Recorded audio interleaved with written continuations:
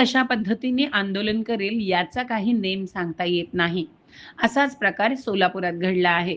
आश्रमशाळेतून समायोजन केलेल्या सोलापूर जिल्ह्यातील मोहा आश्रमशाळेत आपले समायोजन न करता केवळ प्रतीक्षा पाहायला लावली म्हणून 9 महिने वाट पाहून दमलेले शिक्षक प्रदीप पाटील यांनी चक्क प्रशासनाला जागे करण्याकरिता डॉक्टर बाबासाहेब आंबेडकर पुतळ्यापासून प्रकल्प कार्यालय 7 रस्त्यापर्यंत दंडवत आंदोलन करत प्रशासनाच्या या गलथानपणाचा निषेध नोंदविला आहे. म्हणून मी दंडवत घालत आहे. अशा पद्धतीने प्रकल्प कार्यालयापर्यंत मी दंडवत घालत आहे.